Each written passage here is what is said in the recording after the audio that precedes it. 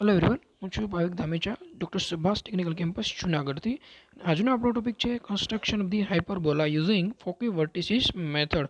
એટલે કે હાઇપરબોલા બનાવવાનો છે ફોકસ અને શીર્ષક બિંદુની રીતથી. તો let us start once again but it's time for hyperbola. Okay, તો જો કઈ રીતે ક્વેશ્ચન પૂછાય છે કે અહીંયા આપણને 50 mm અંતરે બે બિંદુ આપેલા છે એ અને બી. આ એ અને બી 50 બિંદુએ આપેલા છે, એમની મદદથી પી બિંદુ દ્વારા મળતો કર્વ બનાવો કે જેમની વચ્ચેનું અંતર 20 mm હોય. તો અહીંયા આપણે એવું કહેવા માગીએ છીએ કે 50 mmના જે બે બિંદુ છે એ અને બી, એમને આપણે ફોકસ બિંદુ તરીકે લેવાના છે અને બીજું 20 mm છે એ વર્ટિસિસ બિંદુ તરીકે લેવાનું છે. એટલે જો ડેટા આપણે પ્લોટ કરીએ તો કંઈક આવી રીતે મને મળવાપાત્ર રહેશે. અહીં તમે જોઈ શકો છો કે 50 mm છે એ બે ફોકસ બિંદુ છે અને અત્યાર સુધી આપણે ઘણી બધી મેથડ્સમાં ફોકસ બિંદુનો યુઝ કર્યો છે.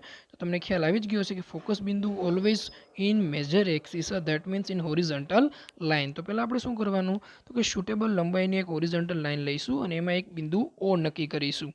હવે 50 mmના બે ડિસ્ટન્સ આપ્યું છે એટલે ઓથી 25 mm મને એ બિંદુ મળશે અને ઓથી જમણી બાજુના 25 mm મને બી બિંદુ મળશે. એટલે એ અને બી જે આપણા ફોકસ બિંદુ તરીકે કામ કરે. કદાચ તમે ત્યાં F1 અને F2 લખો તો પણ ચાલે. એટલે આપેલા ડેટા મુજબ આપણે ઓ બિંદુથી ડાબી બાજુ અને જમણી બાજુ 25 mmનું અંતર લઈ અને ટોટલ 50 mmના અંતરે બે ફોકસ બિંદુઓ મૂક્યા છે.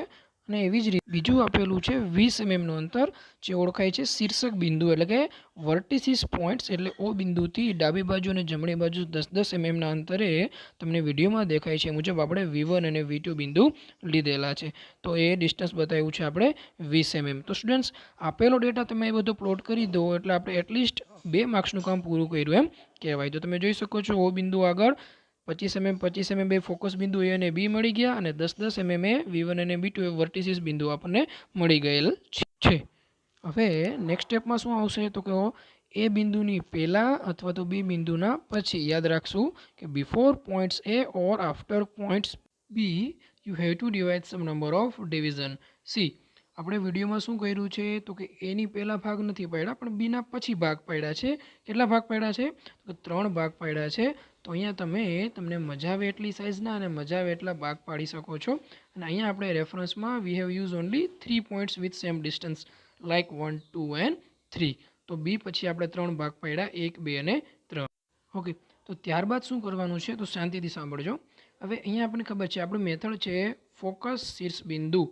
ફોકસ બિંદુનું કામ હંમેશા ચાપ મારવા માટે રહેશે અને શીર્ષક બિંદુ V1 V2 બિંદુનું કામ હંમેશા ત્રિજ્યા લેવા માટે રહેશે. એ તમે જોઈ શકો છો કે આપેલા ડેટા મુજબ આપણી પાસે બે ફોકસ બિંદુ છે એ અને બી અને બે વર્ટિસિસ બિંદુઓ છે V1 અને V2. તો હમણાં મેં વાત કરી, મને પાછું રિપીટ કરું છું કે એ અને બી ફોકસ બિંદુ છે એ ચાપ મારવા માટે વપરાશે, જ્યારે V1 અને V2 એ વર્ટિસિસ બિંદુઓ છે જે હંમેશા ત્રિજ્યા લેવા માટે વપરાતા હોય છે. તો ત્રિજ્યા માટે હું પહેલાં લઈશ V1નો યુઝ કરીશ. V1થી પાડેલા ભાગનો પહેલો જ પોઈન્ટ 1, V1થી 1 જેટલી ત્રિજ્યા લઈશ અને એને કેન્દ્ર રાખીશ. તો વિડીયોમાં દેખાય છે મુજબ એક ચાપ ઉપર અને એક ચાપ નીચે આ રીતે મને મળવાપાત્ર છે. રેડિયસ કેટલી લીધી છે મેં?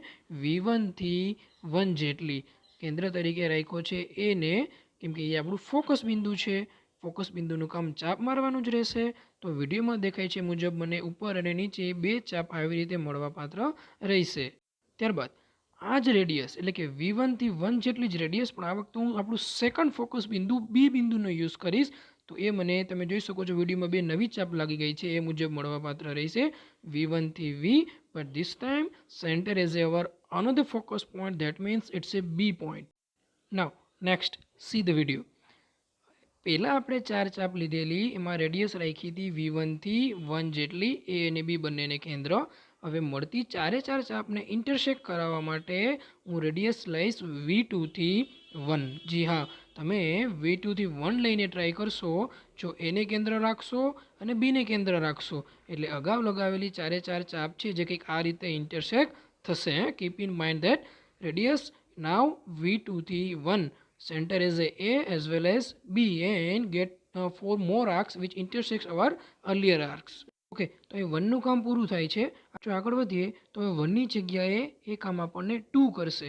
ધેટ મીન્સ રેડિયસ લઈશું હવે V1થી 2 યાદ રાખશું V1 થી 2.